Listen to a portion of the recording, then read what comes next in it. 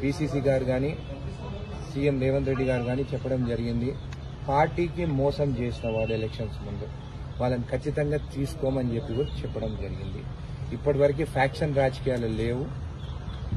కొంతమంది అంటే ప్రజలు మాట్లాడుకుంటున్నారు, సొంత తమ్ముణ్ణి ఒక సర్పంచ్ పదవి కోసము సొంత తమ్ముని చంపిన వాళ్ళు రాజకీయాలు ఉంటే రేపు ఎమ్మెల్యే పదవి కోసము నన్ను కూడా చంపొచ్చు. అంటే నేను జెడ్ కేటగిరీ అడగాల, మా పీసీసీ ప్రెసిడెంట్ సీఎం గారిని పోయి జెడ్ కేటగిరీ అడగాల? ఇలాంటి వాళ్ళ కోసం అలాంటి ఏవి జరగవు. సీఎం గారు కానీ పీసీసీ ప్రెసిడెంట్ క్లారిటీతో ఉన్నారు. పార్టీని మోసం చేసి పోయిన వాళ్ళు, సంచులు తీసుకొని పోయిన వాళ్ళు, ఇక్కడ అక్కడ తీసుకున్న వాళ్ళకి చోటు లేదు.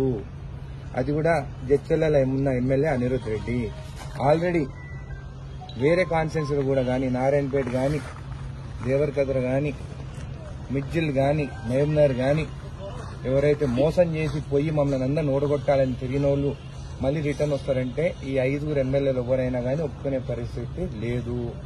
అయినా కానీ ఫ్యాక్షన్ రాజకీయాలు చేయాలనే లేదు. ప్రశాంతంగా ఉన్నాము, అభివృద్ధి చెందుతుంది. ఖచ్చితంగా జడ్చలకి కోసం మా ఛానల్ ని సబ్స్క్రైబ్ చేయండి.